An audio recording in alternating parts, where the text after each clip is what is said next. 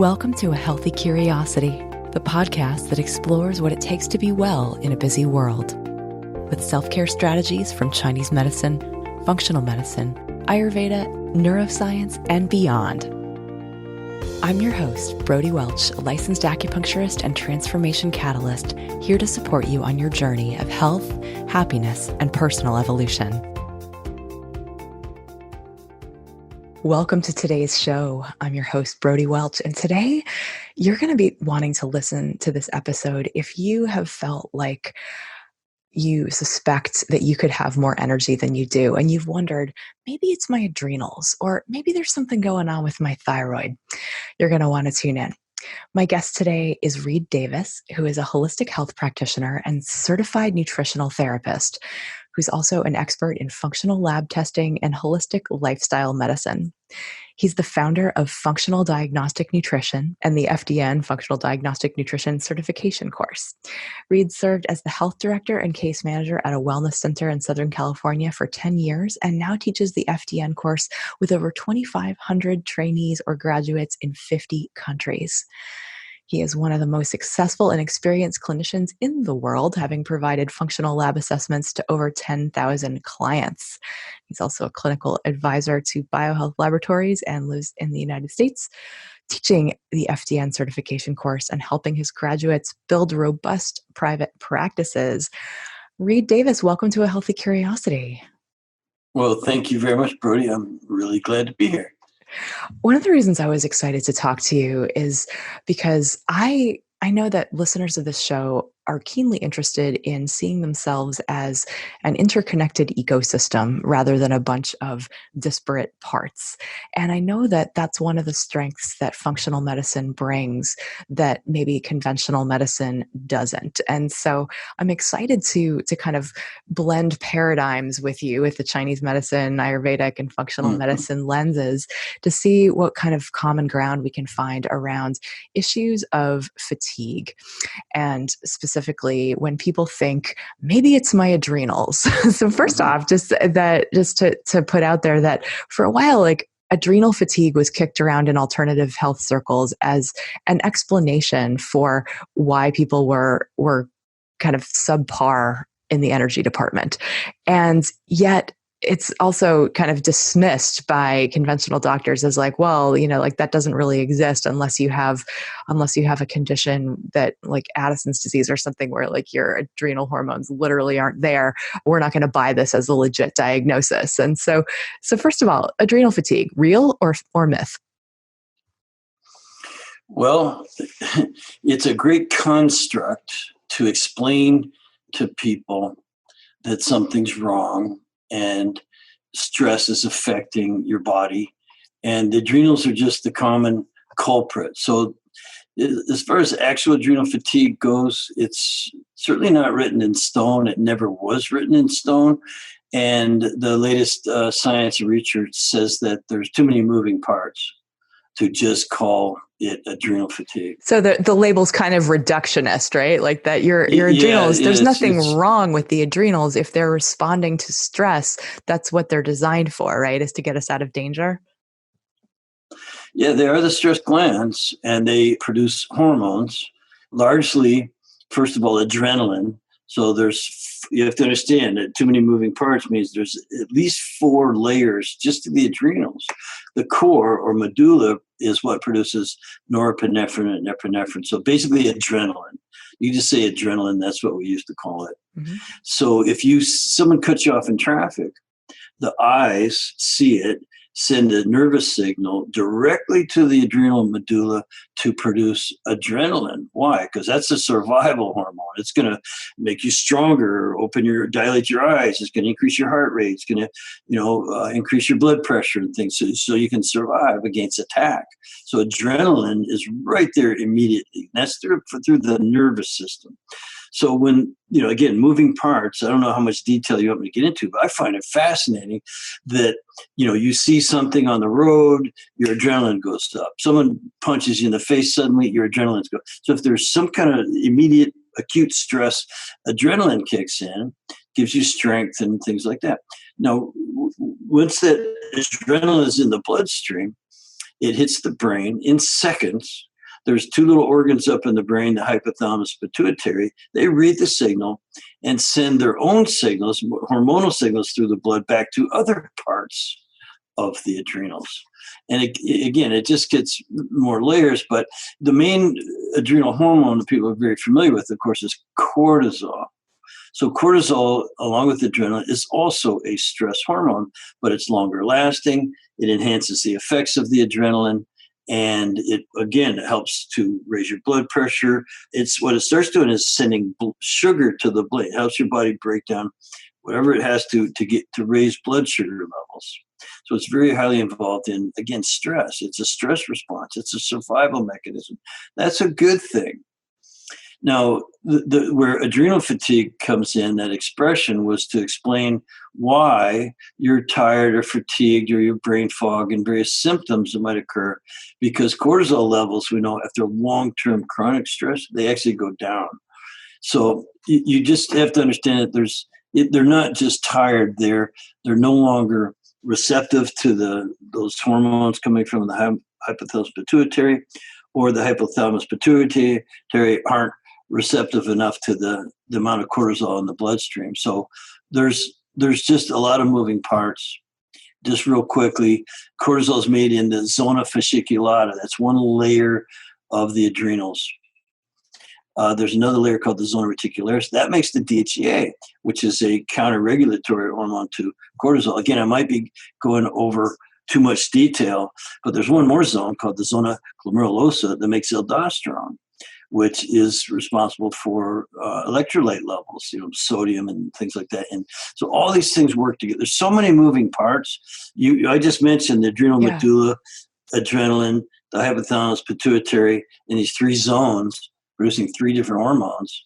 Which one's tired? So there's a lot of moving parts. We don't use the phrase adrenal fatigue unless you just want to use the old-fashioned construct that you're under stress, your body's not responding the way it should anymore.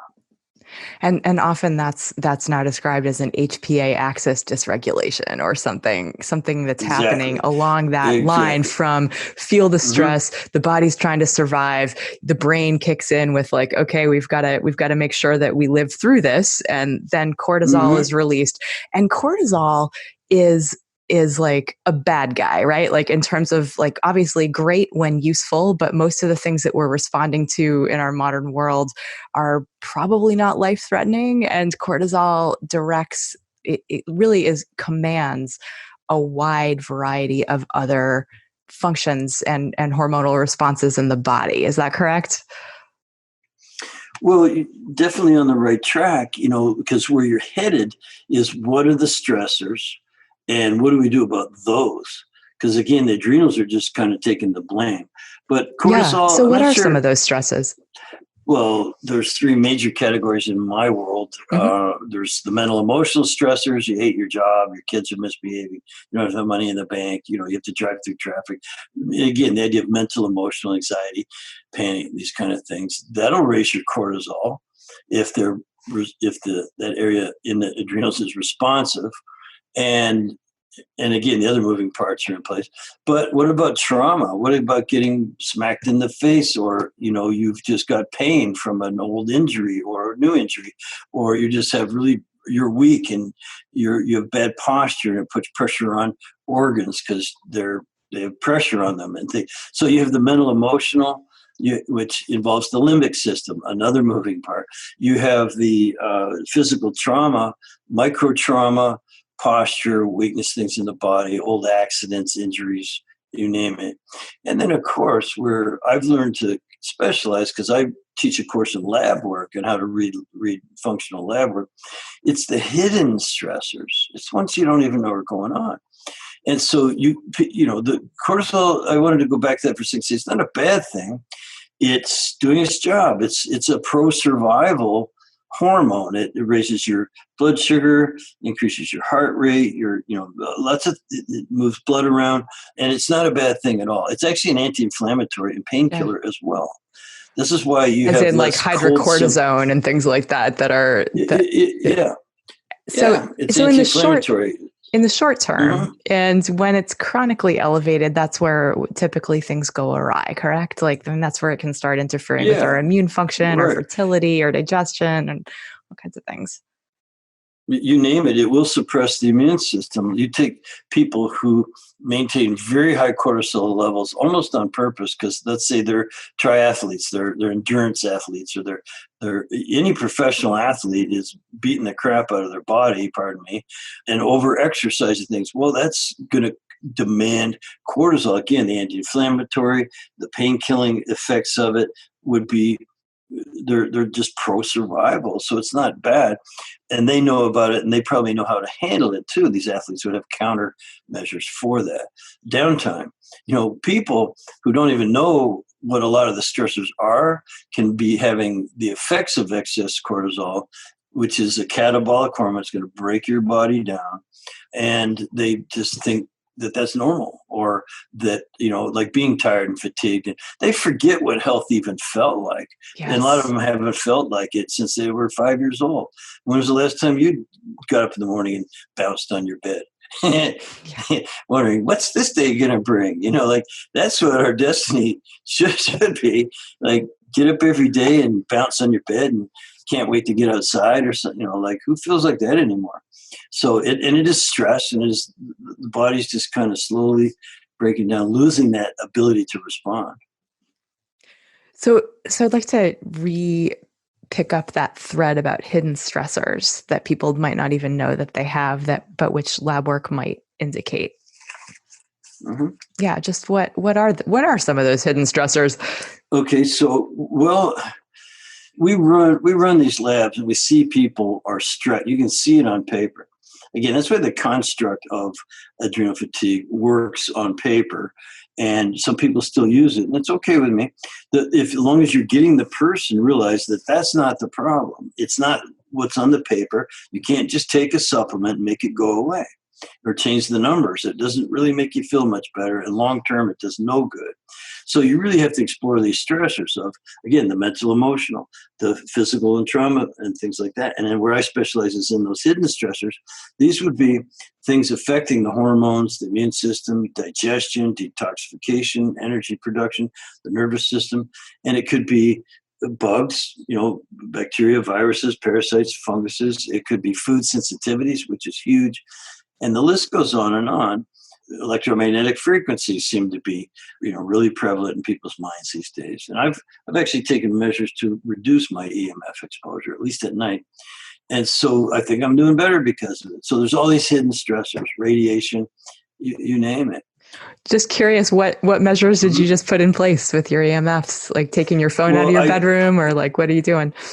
removing electronics from the bedroom. I actually put these mitigation devices on anything that's like a smart meter or a cellular. Like, I have these boosters because I'm on a Mhm. satellite. I don't have cable, so I use the satellite and then boosters around the house. So I put these little devices on them, and I'm actually looking at the box they came in. I spent probably more than I should have on this stuff. I put this little thing underneath my mattress. I've got this thing in my pocket, little pocket size thing. So there are EMF mitigation things now. I mean, they're hard to test the effectiveness of them, but generally, the anecdotal evidence is that people feel better using it than not using it. That would make So sense to me if we think about the yeah. human energy field is the field of chi, the field of prana in Chinese medicine and Ayurveda. Like, clearly Hmm. that there's, just because we can't see them doesn't mean that it doesn't have an effect on us. And I think Oh yeah. that's, yeah, I'll be interested. I don't know very much about that personally, but I'm interested in the emerging science there. And it's interesting, like that. So you mentioned all these other things that might be going on, whether people have food sensitivities or harboring parasites or viruses or bacteria or Hmm. toxins or things like that. I assume that if that might be, well, how is it that those kinds of things can lurk without people necessarily knowing about them? Or like what things might people be Yeah. dealing with that they don't necessarily associate? Oh, wow, I had no idea. I was actually just talking with one of Mhm. my course members last night about the connection between when she gave up dairy, that her kind of vague anxiety symptoms went away, things like that. So Mhm. what kinds of things might someone be experiencing that could indicate, apart from just not having abundant energy that they were when they were 5, that might lead someone to want to explore some functional medicine lab tests? Well, you could name any Yeah. problem. The Hmm. most common ones, tiredness, fatigue, as you mentioned, poor sleep, sinuses, allergies, then the moodiness, irritability, aches and pains, digestive problems, heartburn, gas, indigestion, bloating, diarrhea, constipation. I can go on and on. Anything, look, it's really this, Brody. It's anything about the way you look or the way you feel that you'd really like to change. Yeah. So obviously, if you're tired all the time, you think, well, I'll get a better night's sleep, and then and if you can do that and still don't get the rejuvenation you're looking for, something else is wrong. Symptoms are just a signal something's wrong, Yes, and you can go exactly. for relief care. I mean, drink more coffee. That'll work for a little while, but the underlying problems are just going to continue to degenerate. That's the Yes. real issue. Yeah, and that's really, I think, a commonality with Chinese medicine, where somebody comes in and they have some digestive stuff and some sleep stuff and some symptoms going on with like brain fog or nasal congestion or things like that. There's ways that we can tie it all together and treat the underlying pathology, the underlying pattern that's giving rise to the individual symptoms. And so, like, kind of much in the same way, you're going after root causes instead of just taking something, even if it's a natural substance like an herb or a supplement. It's still just a band-aid unless you're treating the root. And you're absolutely right. The issue, though, is that the root may be undiscoverable. There's not enough labs. There certainly is no one lab. There's Mhm. no little device like on Star Trek that McCoy used to use that he buzzed over you. Here's your problem. That doesn't exist. And even the single blood test, we're probably 100 years away from, a computer analyzed blood that tells you everything going on. Matter of fact, I don't think that'll ever happen, because what about saliva? What about urine? What about stool? And other ways of gathering data on a person. And so that's one thought, is that technology is not there to find the root cause, but it doesn't matter. And I'll tell you why. You can still have an effect upon it. So the root cause could be undiscoverable. It could be really far removed, way upstream through the metabolic processes from where it's manifesting. And I can give you example after example of, here's a traditionally reliable cluster of symptoms that sounds like thyroid. It sounds like a parasite. It sounds like your adrenals. It sounds like whatever. Well, it might sound like that. You could even run a test on that thing. And then, a lot of practitioners do this. They pat themselves on the back and say, I found your problem. It's hypothyroidism. And then, or they might, we used to say it's adrenal fatigue, because you can run a test that would interpret it that way, say adrenal fatigue. So you then give the person something for their adrenals, or something for their thyroid, or something for their indigestion. And if the cause is way upstream somewhere else, cascading through the body because of all the thousands of metabolic processes, and we're all individual, we all have weak links in those metabolic pathways. And so the real cause could be, again, way upstream. So symptoms are not a good indicator of what your real problem is. But as I said, don't get confused. Don't let that bother you, because you can still have an effect upon that when you use a holistic, epigenetic, a real true health building principled approach, in which makes what your complaint is almost unimportant. It's like, why don't we just treat every cell, tissue, organ, and system in the body at one time?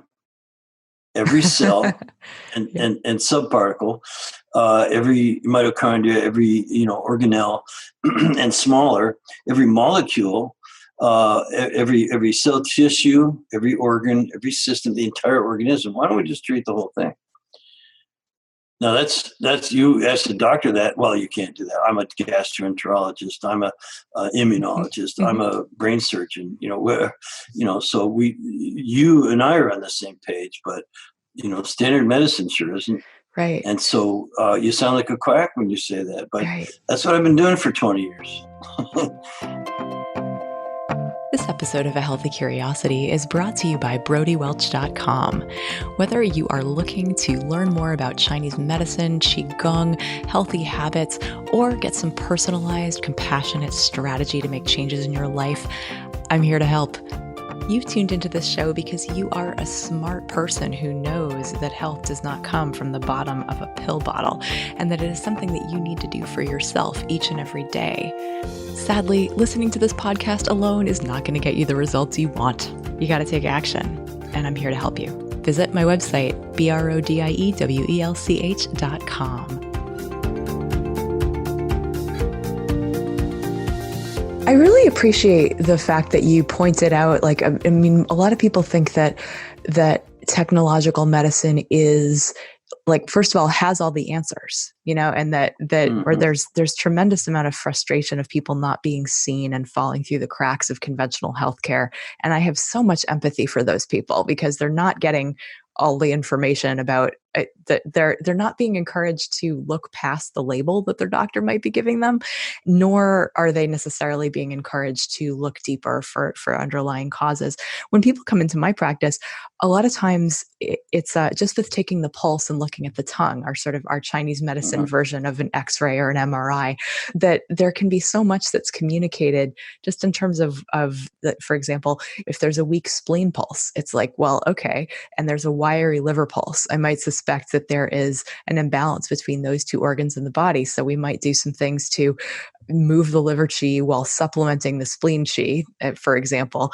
And the result is the person feels less stressed and they have better digestion, or like whatever that is. But it's recognizing that we don't actually have to know everything in order to know where north is, in order to know what better is. And a lot of times it's like, just like you were saying, that if someone is dealing with mental, emotional stresses, and it may be a chronic injury that's causing them pain, in addition to having some sort of latent, unidentified pathogen in their system, that it's like working on stress and working on managing emotions in a way that they're allowed to flow through us. If there's a way that we can stop re-traumatizing ourselves or re-experiencing pain on a regular basis, like we can push on those levers, and the overall, like, that will give us more bandwidth to handle whatever else might be going on there. And so it's the kind of thing where we can self-reflect and we can examine what we do feel like we can influence, even as we explore, maybe via lab work, the mysteries underneath. And that really, it's putting energy into amplifying what is working can be effective, just as rooting out something that is stressing out the body can. So it's the kind of thing where, like, there's pretty much always something that can be done, and that idea that which isn't to say by any means that anyone is responsible for an illness that they're still dealing with, but I mean this comment to be hopeful, to be like the fact that there is so much that we can explore and experiment with to see if we can get the change that we're looking for in our bodies. I'd love to know how. I'm so glad we're talking about this. Yeah. I was just going to make a comment, Brody, Please. about, you mentioned the technology being so advanced, and yet my question is, do we have the wisdom to use it? Yeah, right. There's any fan of the movie Terminator, for instance, knows that we can make really smart machines, but do we want to? Right. Is that a great idea? Yeah. Or how about we make chemicals like glyphosate? That will eradicate weeds. That's a good thing, right? But it also kills people. So is it, we have this technology, but do we have the wisdom to use it? And, like you practice Chinese Oriental medicine, and it's really about the wisdom and knowing the general principles of health building versus some of the technology. I have access to any lab that's available. In our medical director program, we have over 70 different labs that we can run.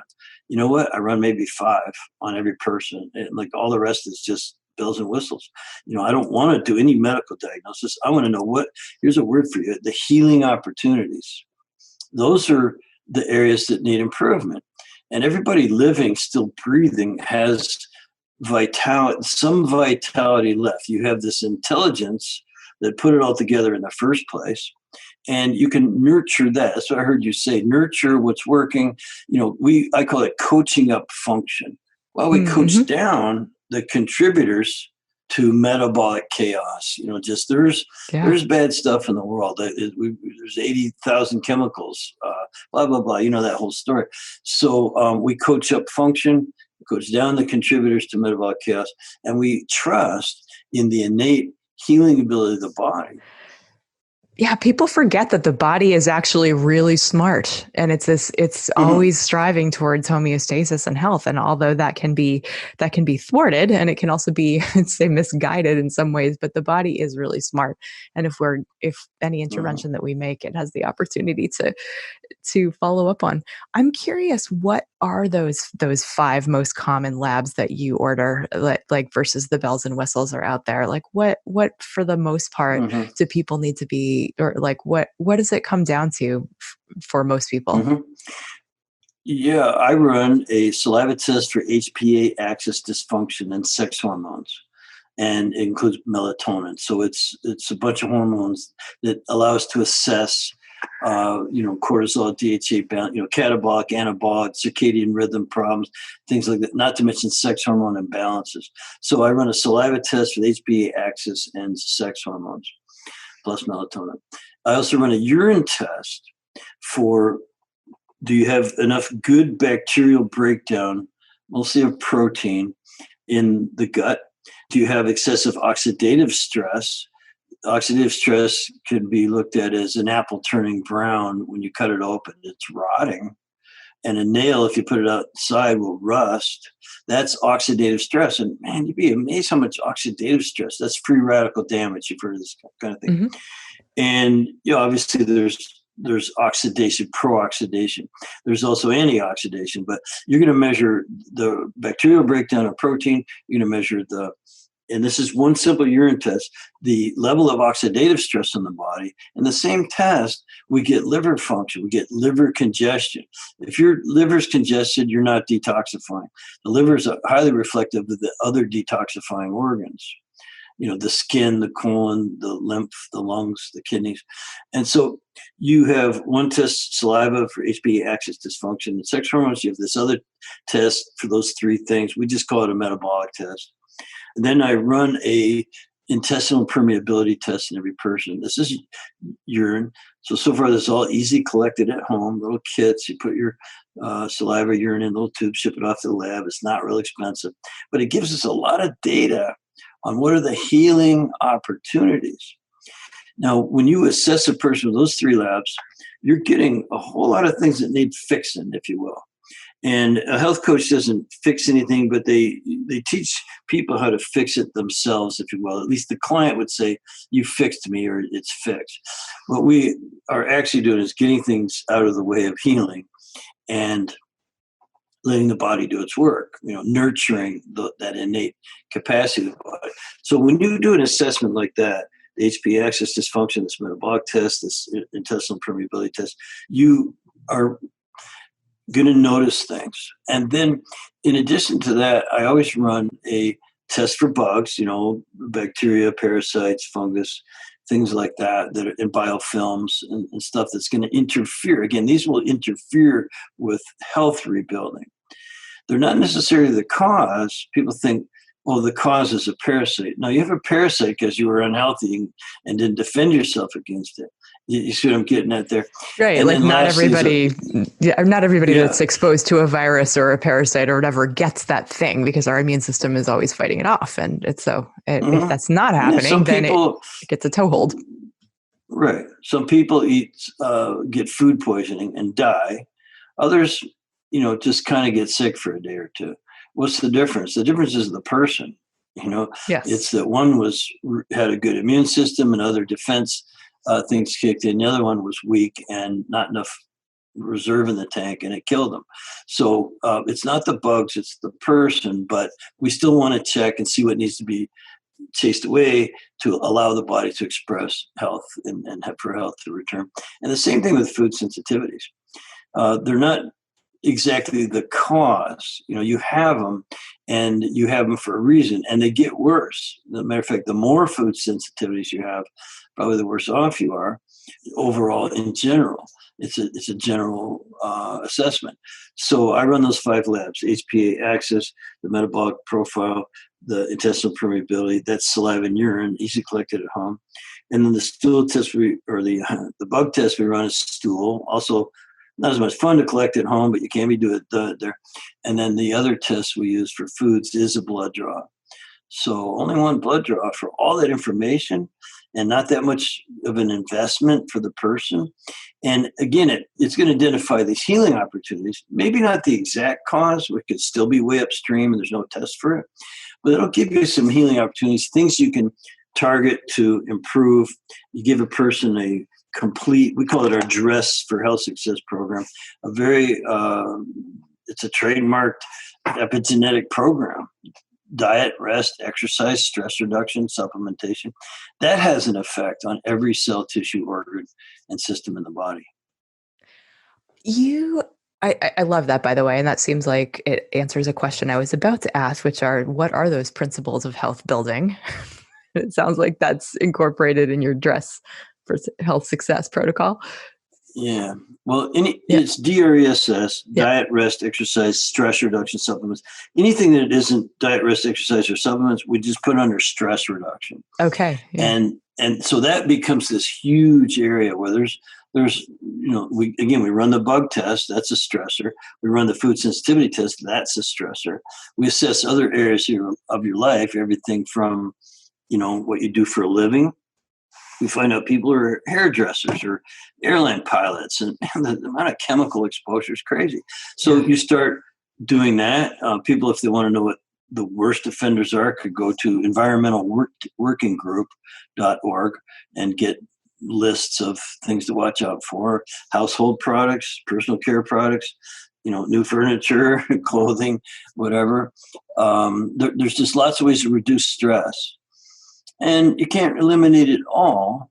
So you need to be fortified against it and try to get into, like you said, homeostasis. But that's the magic formula. I don't know another one that's as comprehensive, because we can spend a lot of time on each one of those things. Like, how do you know it's the right diet? Well, when's the best time to go to bed? How do I make sure I sleep through the night? Exercise. You could actually over-exercise. That would become stressful instead of, anti-stress. Yeah. And that's really, I think, where I'm seeing so many overlaps with Chinese medicine, that just the idea that it's all about balancing yin and yang in the body, and that what that looks like is going to vary depending on who you are, where you are on the planet, what time of year it is, what else you have going on. Like that we're supposed to be eating different foods in different seasons. We need exercise that builds as well as exercise that circulates and opens. And so there's kind of a pulsation between empty and full, between exertion and rest, like just that. And really, like that, we'll talk about circadian medicine. It's like Chinese medicine and Ayurveda, kind of like they've been talking about circadian medicine for thousands of years. So this idea of living in a rhythm and allowing, making sure that everything, that our gut can handle the foods that we're eating, that the liver can handle the chemicals that we're exposed to, like supporting these organs in what they're supposed to be doing, that there's plenty that of leverage that we have in our daily lives.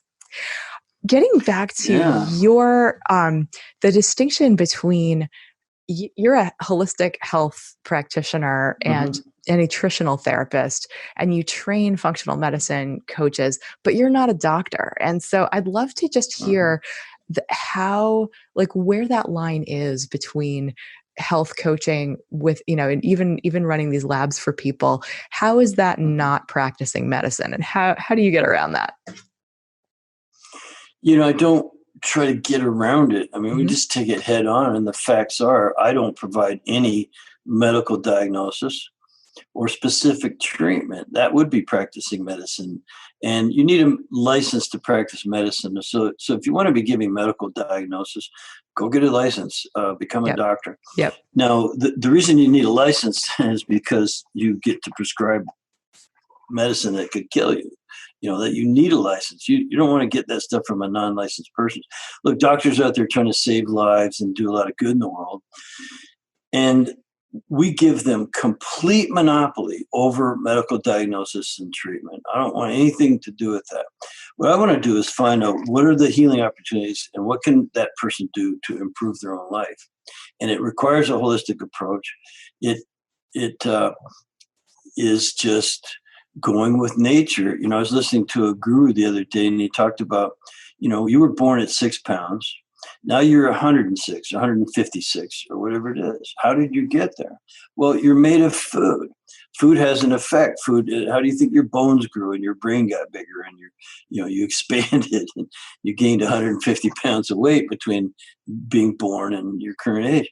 Things like that. Well, that's the nature, that intelligence that turned whatever you're eating into who you are and what you are is the miracle of that we use. That's the innate intelligence. That's the source of all intelligence.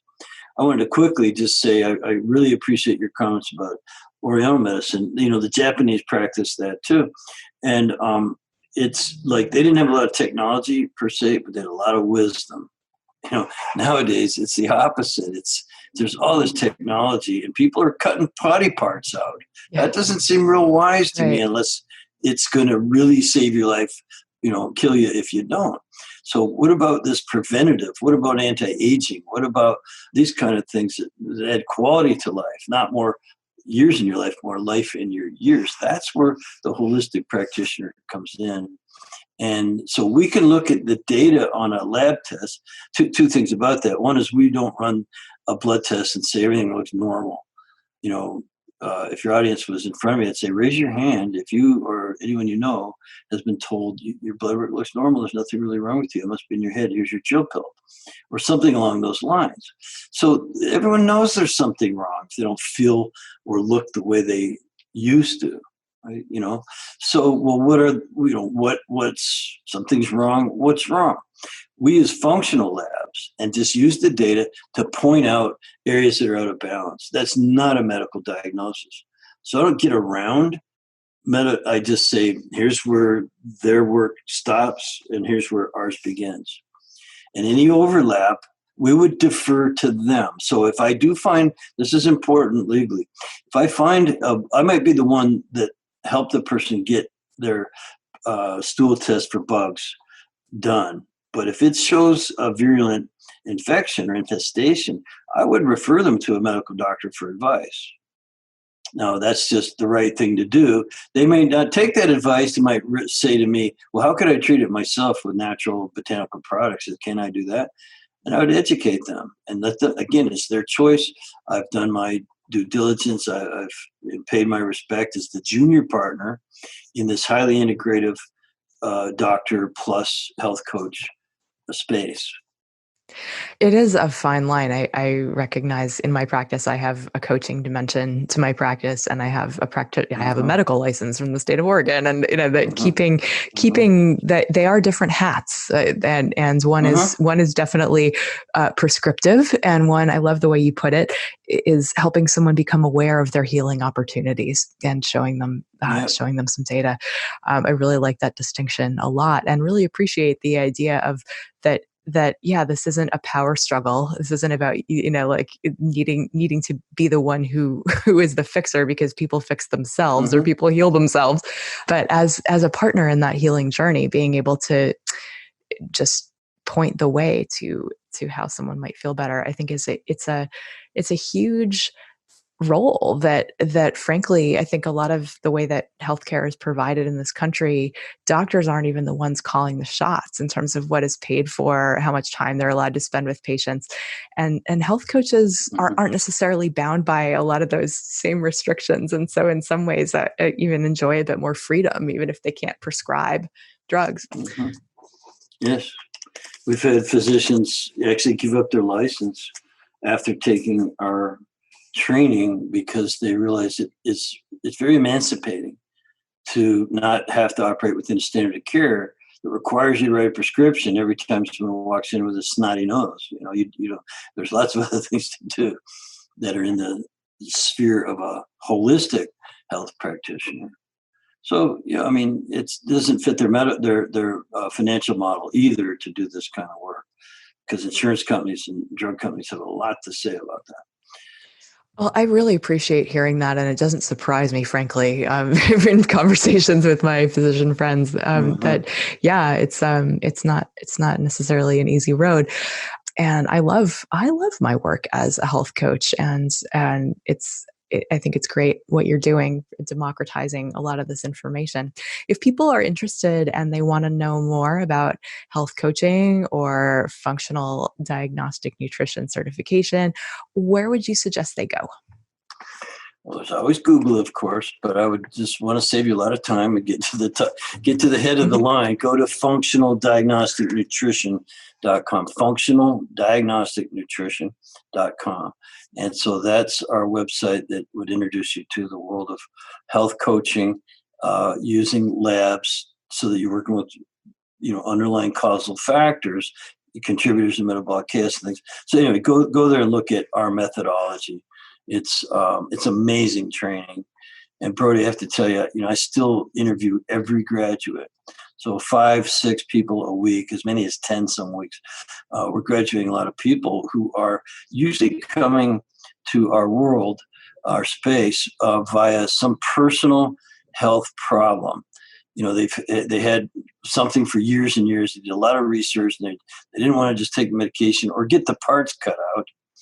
They wanted to actually try to fix it. And they sort of stumbled upon this amazing methodology. It's the technology and the wisdom, and it's applied science. It's applied. It's how, because I did it in the office for 10 years. I ran thousands of labs on thousands of people and made my own observations. And along with all the great allied practitioners I work with, we've filled in a lot of pieces of the puzzle. There's still a lot to learn. But functionaldiagnosticnutrition.com would be a good place to start if any of this resonates. And I'll make sure that that link is in the show notes. Reed, thank you so much for joining me for this conversation. I really appreciate your time. I appreciate your time and invitation, and I'm happy to come back and elucidate if we can any further, if there's a need. Awesome. Thanks so much. Thanks, Brody. Thanks for listening today. To check out the show notes, get on my email list, or drop me a line, head to brodywelch.com. That's Brody with an IE and Welch with a CH. I'd love to hear from you. If you learned something new or feel inspired to try something different in your life, I'd love for you to pay it forward by sharing this episode with a friend who you think could also benefit, and give them a reason to listen. You'll be helping to create a world where we encourage each other to embody self-respect. Till next time, be good to yourself.